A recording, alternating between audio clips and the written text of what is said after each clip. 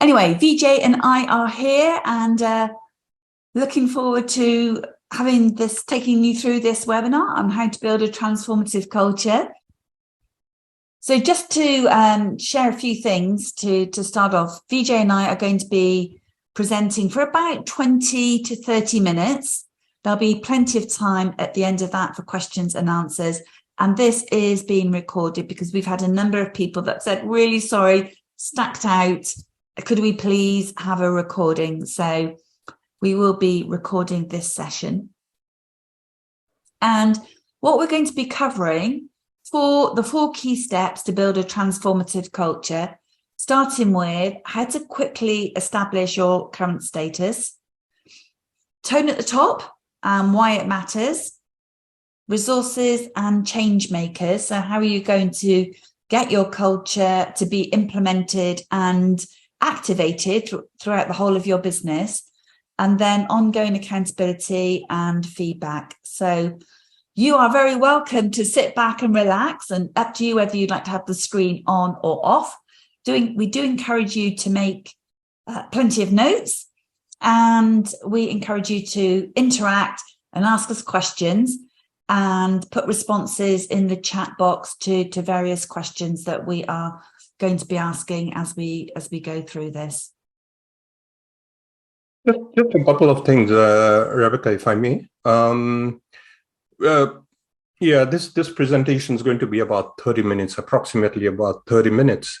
And I think we can just start by giving a little bit of introduction, because some of you may not know Rebecca or me. I know Jessica knows Rebecca, but maybe, Rebecca, you can just start by just introducing yourself as well.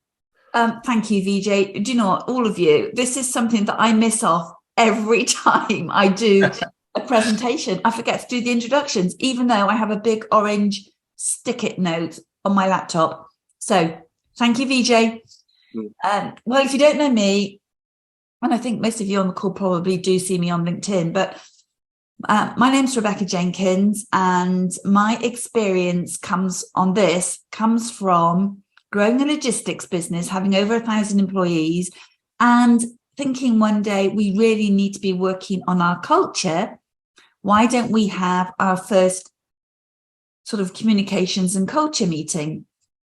And I, at that time, thought our culture was pretty good. So we sent the message out.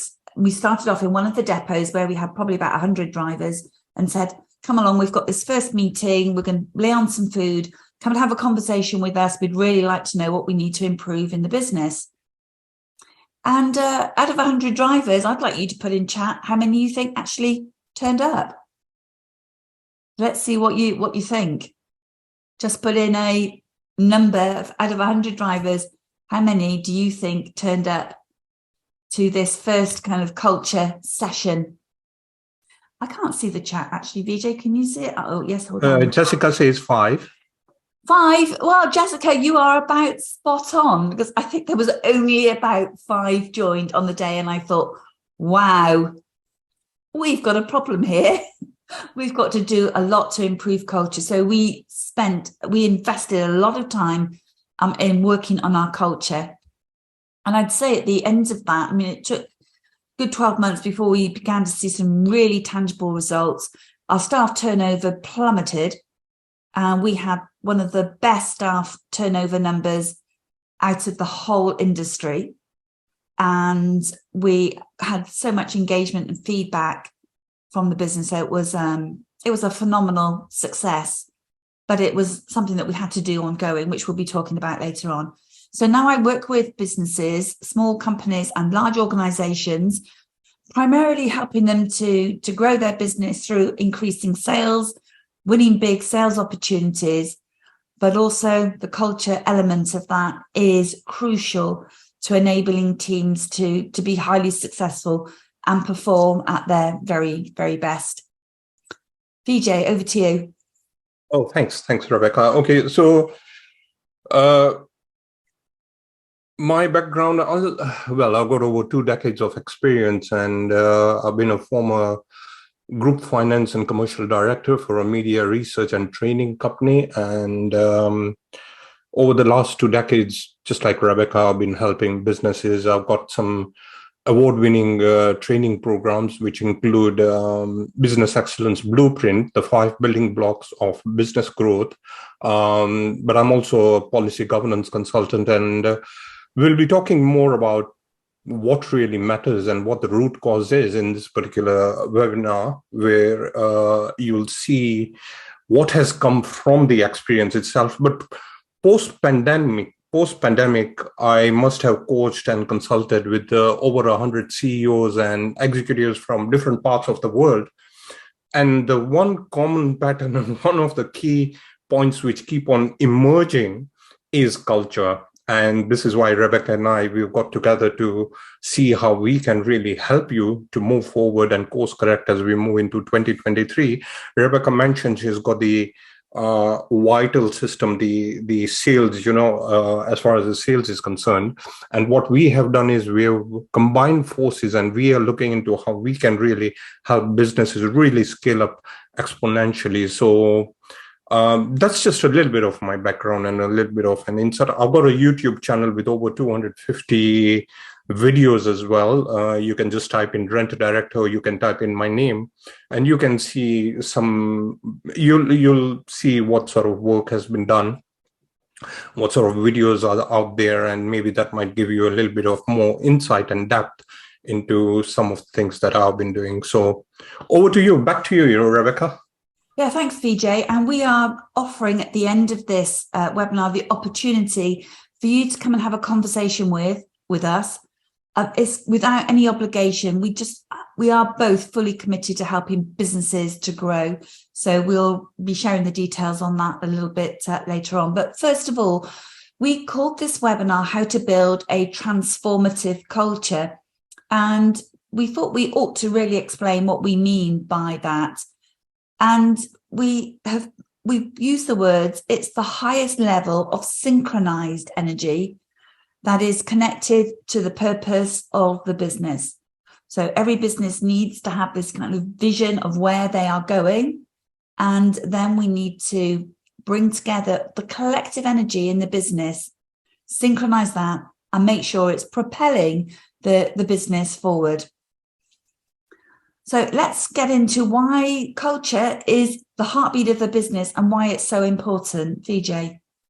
Yes. So, let me just share some statistics here that only 1 in 6 people feel highly connected to their organization, which is about 16.6% if we really look at it, which means that majority are not even connected. There's a clear disconnect. Another statistic says that only 1 in 4 report that leaders are responsive to their needs, communicate regularly, and feel the team members are treated equally. Now that's 25%. So 75% feel there is a lot of disparity and misalignment in their businesses.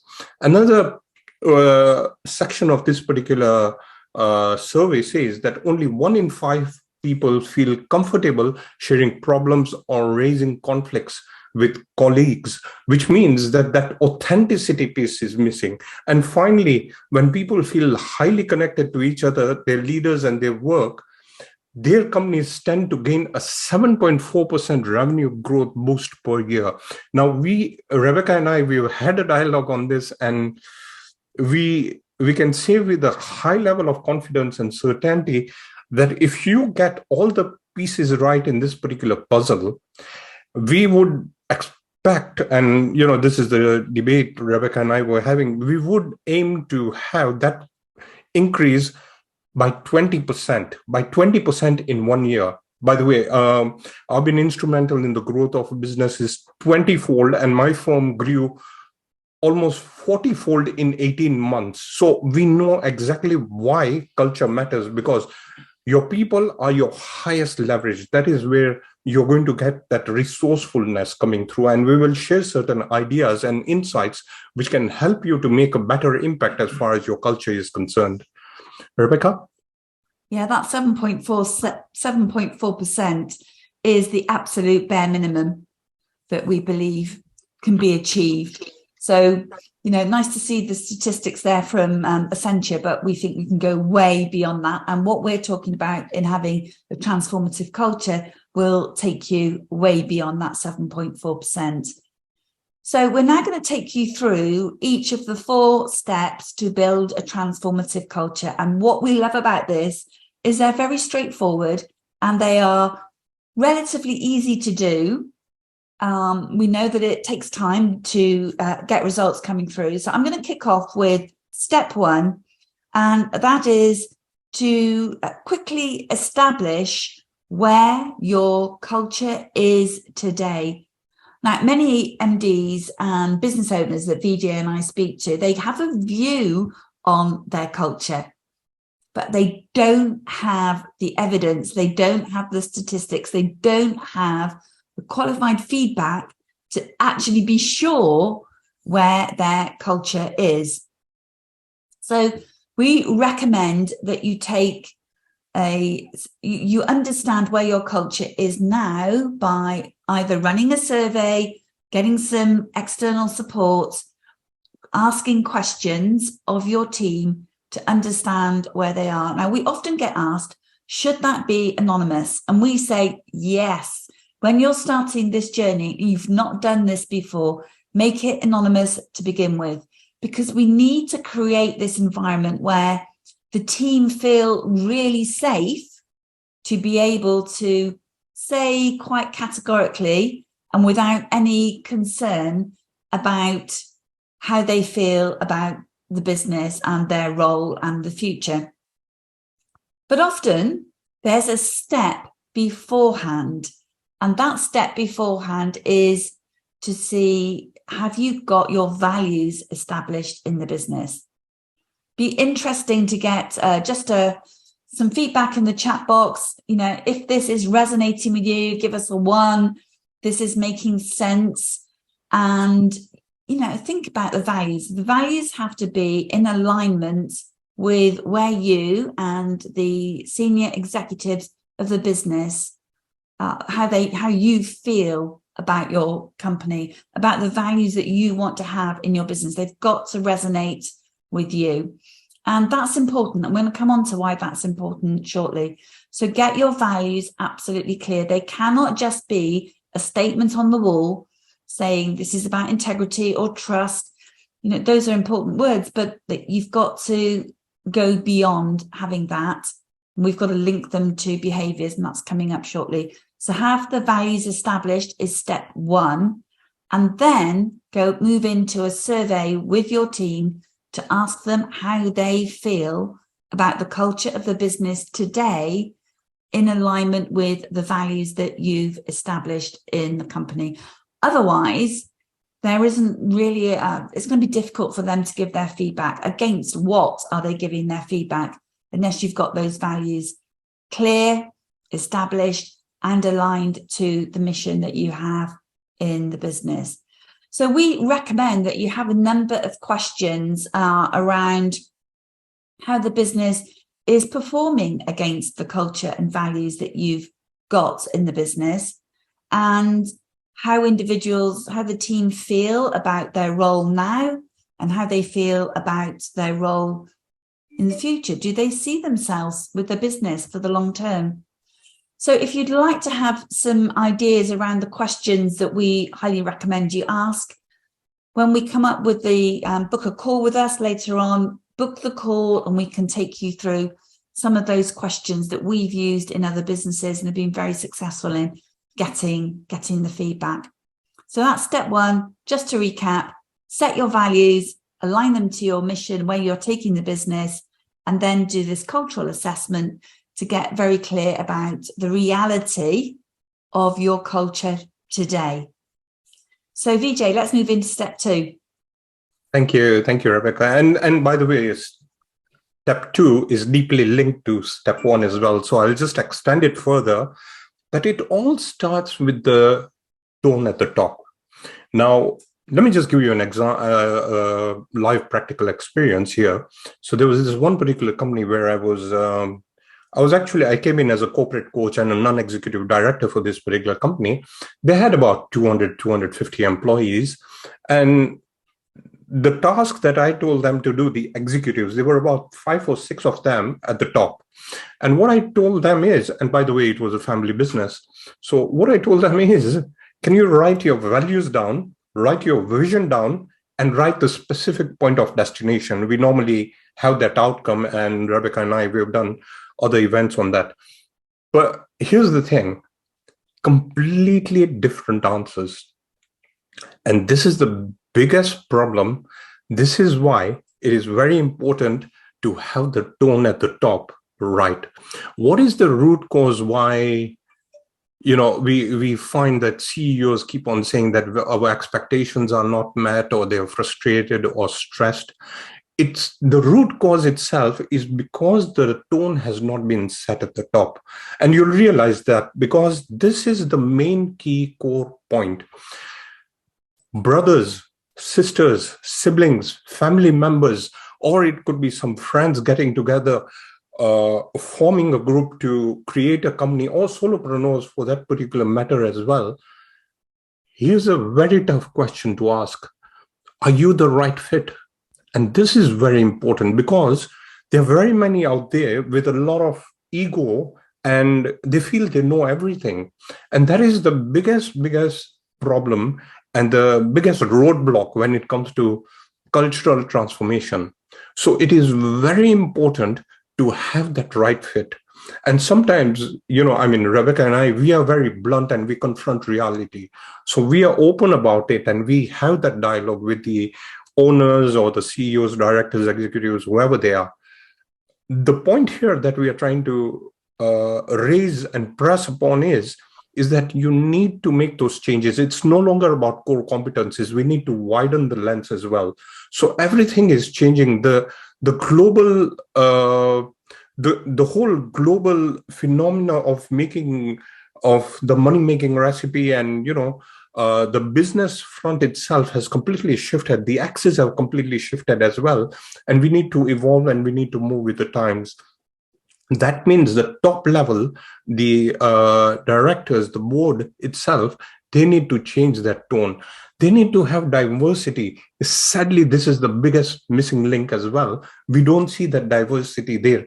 Yet we have a very big opportunity. I mean, Rebecca and I, we are here in United Kingdom, but we serve in other parts of the world, like, it could be any part of the world.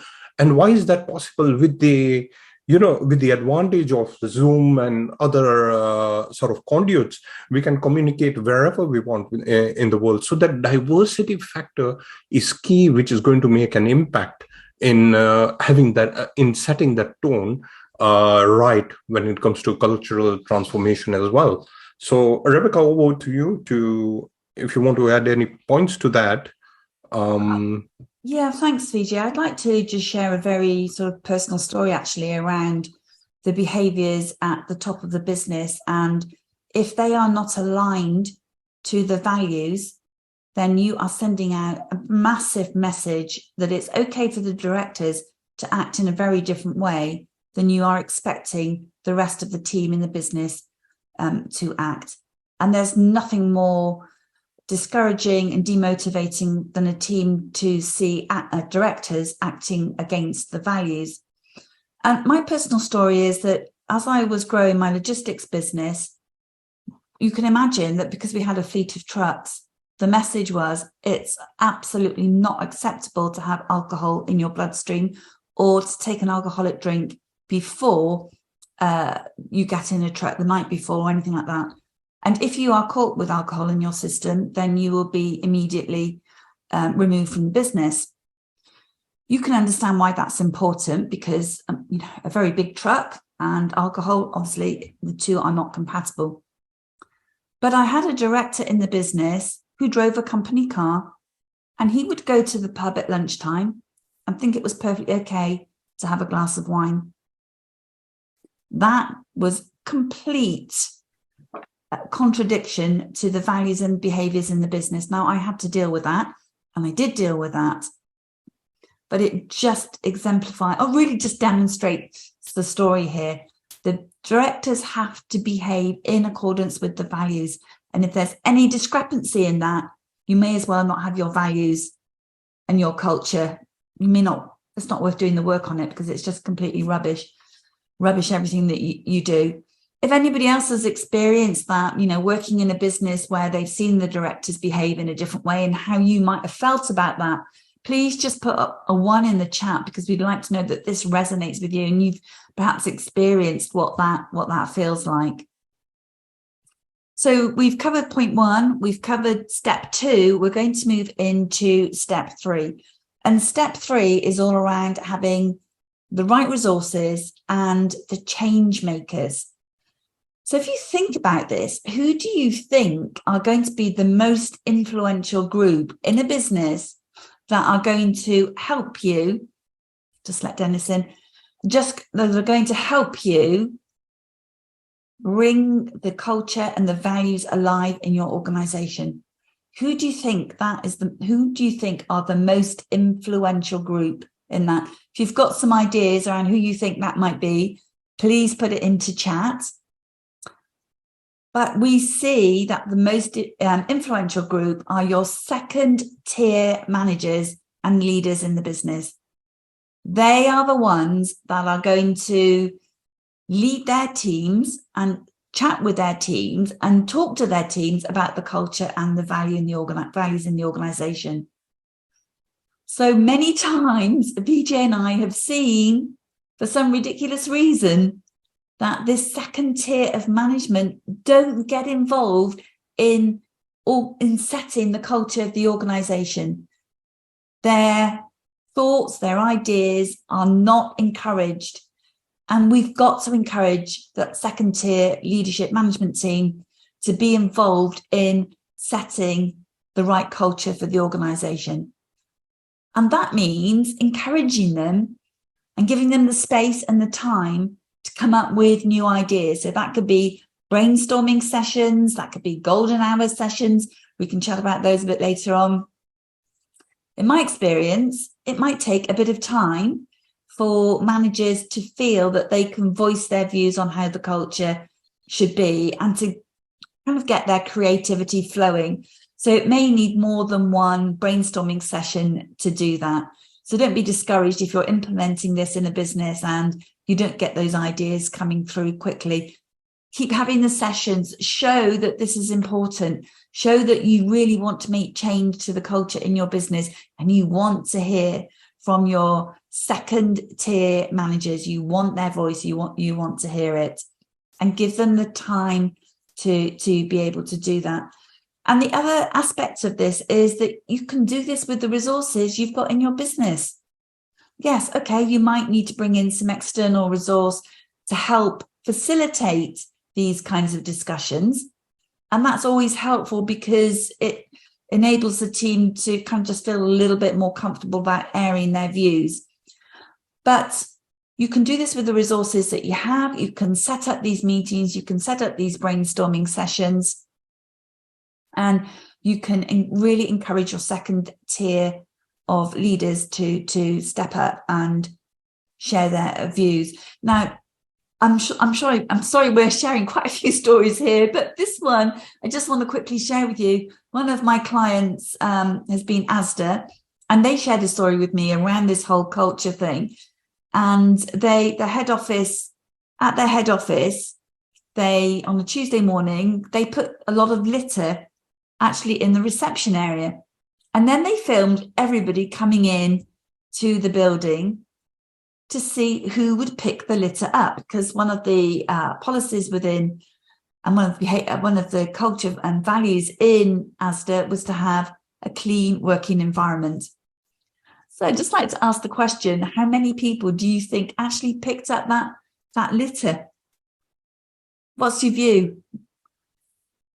Thinking of all the hundreds of people that worked at head office, put it in chat, but actually one person picked up the litter. And that one person was the Chief Executive Officer of Asda. So that helped them to really realise that they had to do more work on changing the culture and values in their business and really bringing them to life in the organisation. So there are things like that you can do. It wasn't necessary to catch the staff out. It was just to see where they were in terms of alignment to the values in the business. Vijay, I'm sure you've got some stories to share on that as we move into step 3. Yes. I think we're moving to step 4. Step 4 even, yes, thank you. Yes, step 4, yeah. So basically, we've got quite a few stories, but I'm conscious of the time as well. And as we committed that this is going to be about 30 minutes. By the way, I'll just share the link here for anybody who wishes to have this strategy session. It's completely free, obviously, but we'll be giving a lot of value. You'll get value from 2 experts. So I just wanted to share that particular link.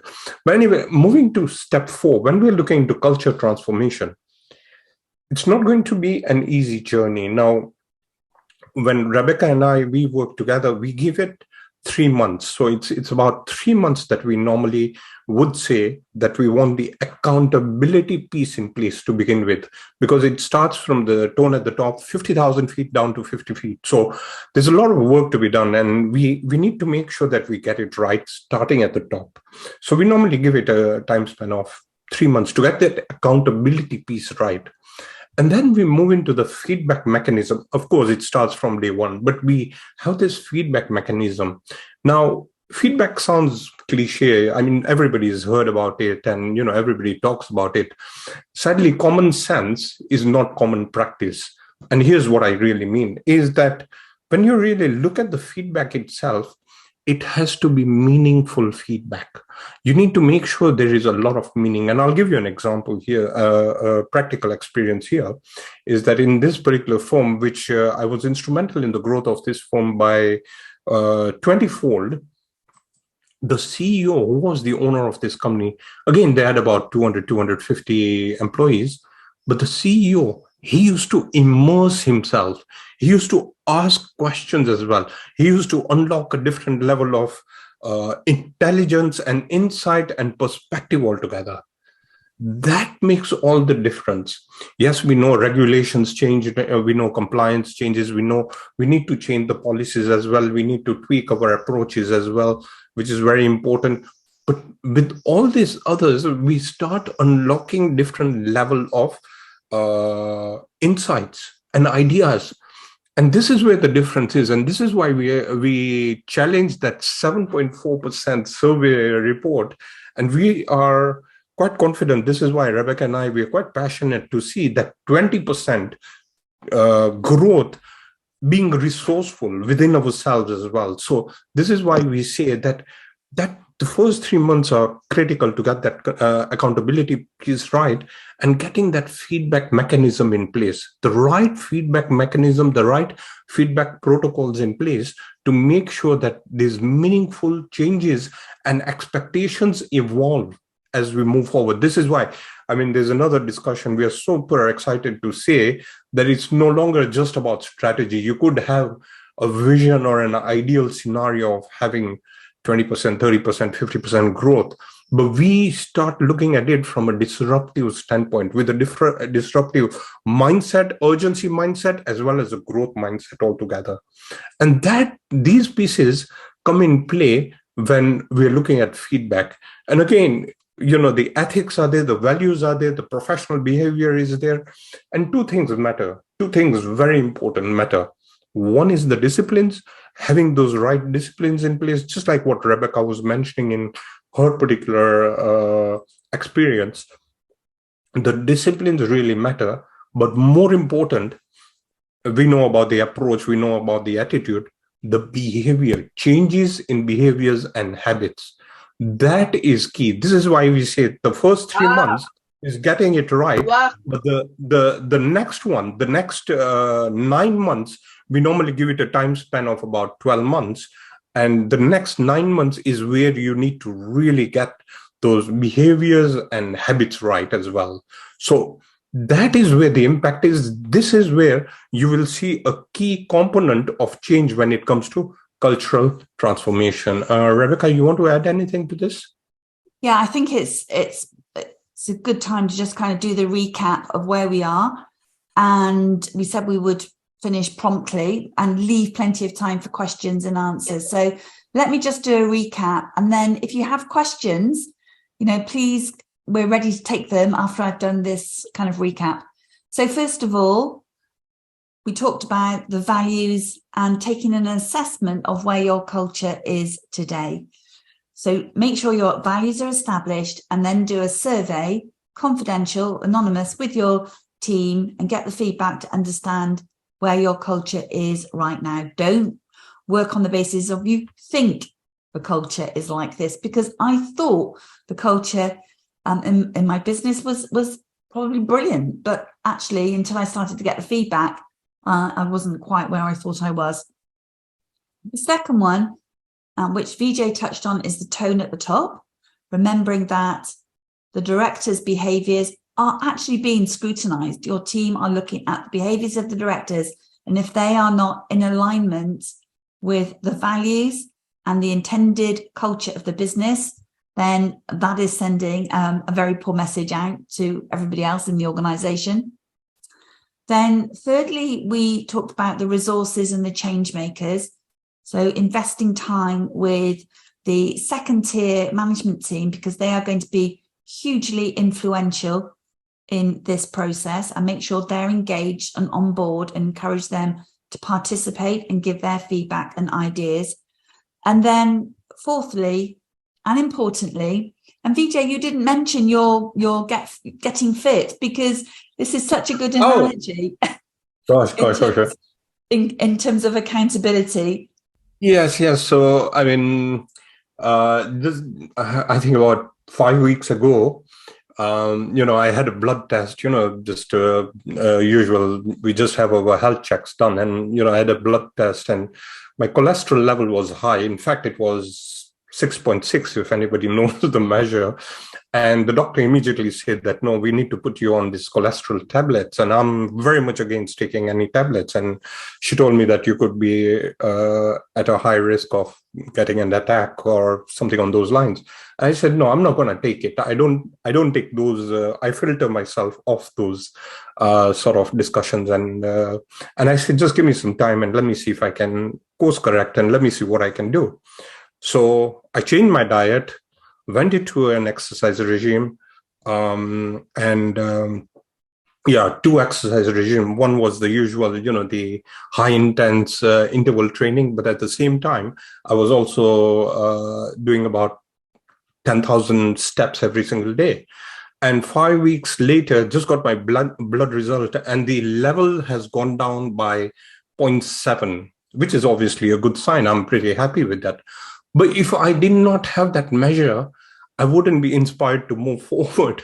So it's very important that we have that measure in place. What gets measured progresses, as we know. So, there are very many stories we can share, but I'm very conscious about the time. But this is exactly what happened, is that at this particular point in time, my levels have gone down. And now I am completely focused that by early January, my level should be back to normal. So this is why it's very important to have that particular piece in place. If you have those feedback mechanisms and if you have those measures in place, what's going to happen is you will then be able to improve. You'll be even able to do better. And we've got very many other things. We can't discuss too many of them right now because, there's a level of mastery as well. When you reach a state of mastery, what you really need to move to the next level. But that's another discussion altogether. The point I'm trying to really bring here is that have those measures in place, make an impact as you move forward. And even if it moves slightly, those slight steps, celebrate and, make sure that you recognize the team members. Rebecca mentioned about the second tier as well. You need to make sure that they not only buy into the vision itself, but they are incentivized as well. And everybody is, with the whole growth, they are buying into the whole growth of the business itself. Thanks for reminding me, Rebecca. So that accountability, ongoing accountability, is really the fourth point: continuous measurement of how you're doing. It's not a once and for all. You've got to keep at it. So we are ready to take any questions that you might have, but just to remind you that there's the link there in chat. So come and have a call with us. If you're struggling with your culture in your business in any way, come and have a chat with us, and you'll leave the call with some key pointers. And if you decide that you'd like our support at some stage or ongoing, that's fine, but that's not the purpose of the call. The purpose of the call is to provide some support and advice that will help you get this fantastic transformational culture in your business, and you will boost the business revenues and the profitability, and everybody in your organization will feel really positive about their future with your company. So if you have any... Sorry, just one more point. It would be great to know if you've got some value out of what we have discussed, Rebecca and I. So if anybody wants to contribute, or if anybody has any insights, or if you feel that you've got some value, it would be great if we know that, you've got this value, because it just inspires us to do more of these and share more insights with you. So yes, just put it on the chat box and just let us know if you got some value out of this. Vijay, one of the questions we often get asked is, what do you do when you have somebody in the senior team that's actually toxic and not prepared to make the changes needed to work and behave in accordance with the values? So what's your advice on that? Yes, and we've come across this quite a few times in the past as well in many businesses. So the first thing that we do is we have some immersive coaching sessions, and we do some mentoring, we do some guidelines, we sort of bring out and try transitioning the thinking, because it all starts with the thought process. So we look into how the transition can take place from the negative sort of thought process to a proactive thought process. So the point that what we normally do is we have this ongoing coaching sessions, immersive coaching sessions. It could be about 35, 40, 50 minutes, but we try making the other party open up, the one who's slightly toxic and not playing ball with the rest of the team. We try encouraging them to be aligned. And what we do is, if after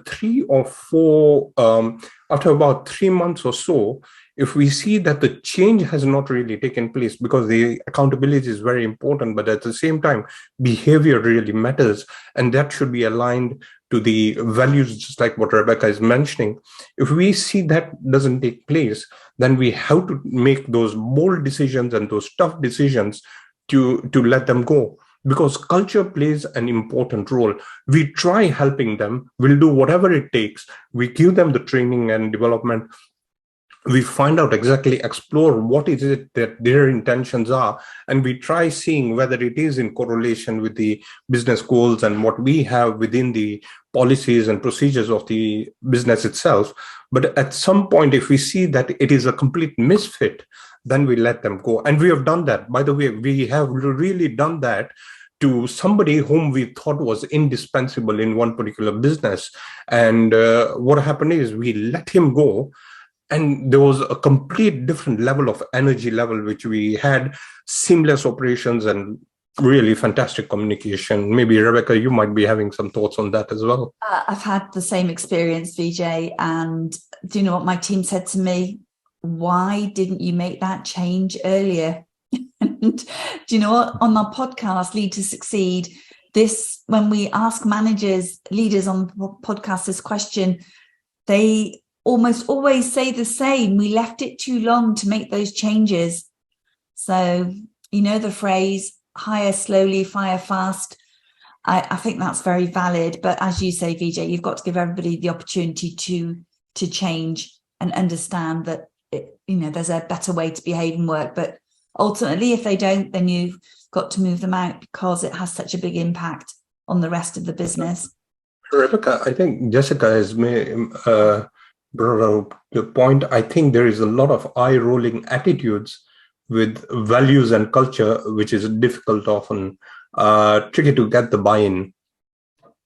What are your thoughts on that? I understand, because generally, I don't know if you, it'd be nice to ask you the question, Jessica, and perhaps ask you to unmute, but very often this is because they've tried lots of these kind of things before and they've not worked, and then they just groan because not another culture program. Yeah. Has that been your experience, Jessica? Yeah, I think it's either that or people are just so busy. They see it as they haven't got the time. They don't realise perhaps how important it is to invest in it.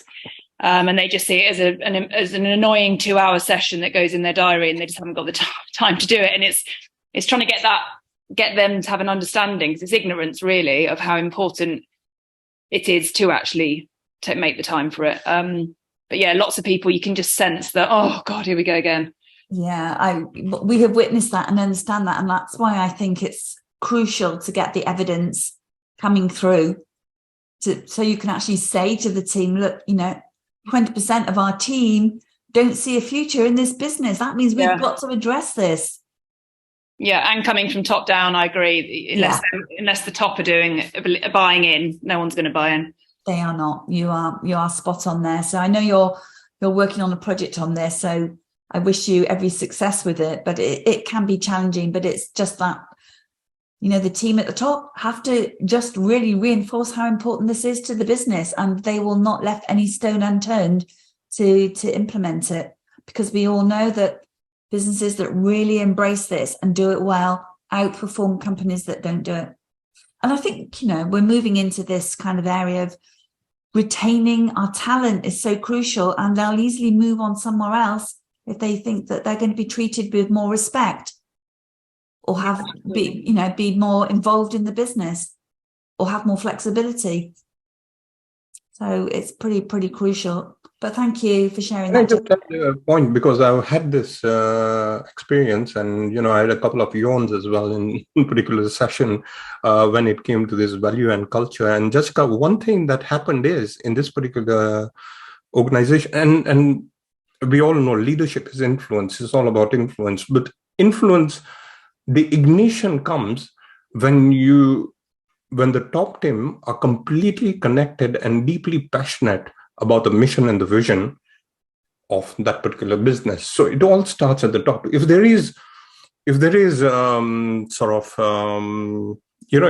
that lack of linkage or the connectivity out there, it's not going to work. And what we did is we sort of had a session. We had a session with the top management. So what we did is the board, the company that I facilitated culture, this sort of transformation. And what we did is we took a whole afternoon. We went for a retreat, away from the offices, and we had these breakout sessions as well. But the point, what we did was we had some stories as well as to within the organization, bite-sized stories within the organization of what was really happening and why it's very important for us to achieve those goals. So long as there's meaning, so long as there's impact, so long as there's influence, and there is sound leadership at the top, with that passion and with that commitment and the right energy levels, if that energy flows in the right direction, then you will be able to, see those results coming out. But it isn't a one-off thing that you really need to do, just like what we are talking about, that if we go to the gym, we're not going to be fit one day. It has to be consistent and it has to be regular. So that message has to be there. Just like we talk about having a strategy session every 6 weeks for businesses, family businesses, private companies, whatever it is, they must have those 50,000 feet discussions every 6 weeks. Why do we do that? Is because we need to make sure that they instill those right insights, and it's like hardwired and embedded in their particular system, so that they walk the talk. So I just wanted to share that particular example. And by the way, this culture really changed for the better. It took time, like we mentioned. It's going to take time, but once they get the message, then it really makes a difference. It just needs that influence. It's just like leaders. If you see one of these presidents or leaders, the influence they might have while others may not have. It's similar, but it's how connected and deeply passionate. It's all to do with the energy levels and having that synchronicity at the top.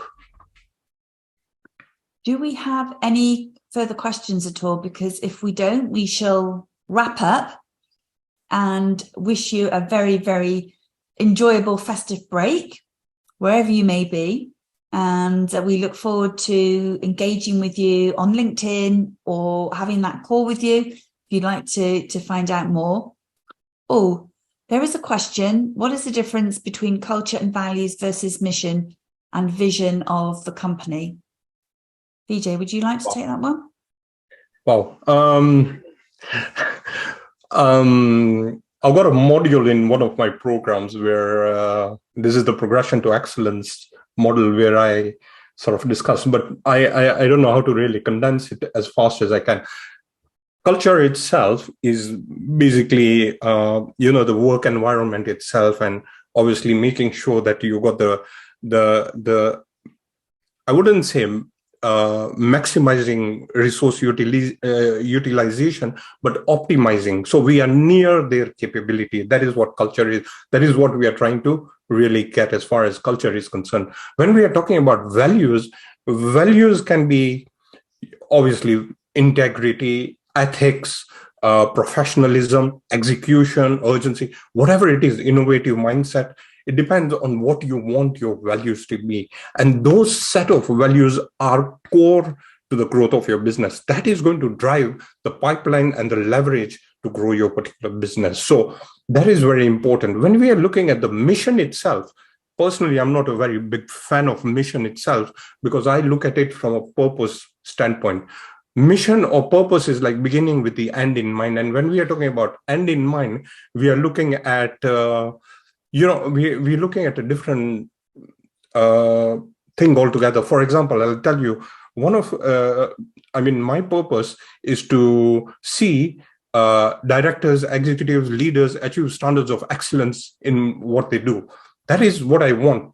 And that is completely at a broad perspective. But my vision is that in the next 5 years or in the next 10 years, I want to see 150,000 directors and executives take up my program or my services and become world-class. So that would be the vision where there is a tangible sort of parameter in there. But the purpose itself is completely, it's like Tesla, or if you look at these big companies as well, they've got a different purpose altogether to, like Steve Jobs, he was talking about making a dent to the whole world, and Bill Gates having that vision of seeing a computer in every desk globally.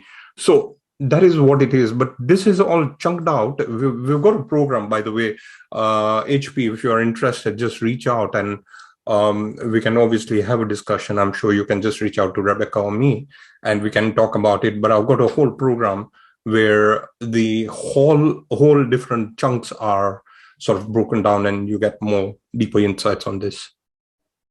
Rebecca, maybe you want to share something to it. Yeah, thank you, HP, for your question as well, because these words do get bandied about without really understanding what each of them means. So HP, can I ask you, you've said thanks a lot, so hopefully that's helped you with the question. And I'd really just very briefly sum it up as your mission and your vision are your strategic elements of where you are taking the business, and the culture and the values are what it's actually like to work in your business, how you want people to feel, how you want people to behave. Anything else? We will come to a close. There's a minute or two if you'd like to ask a further question, if you'd like to have a deeper and more meaningful discussion with us. We look forward to that. And yes, what do we say now? Have a good Christmas. It's not too early to say that. Thank you, Jessica. Thank you, all of you who have joined us today. Much appreciated, and look forward to continuing the conversation with you. So goodbye.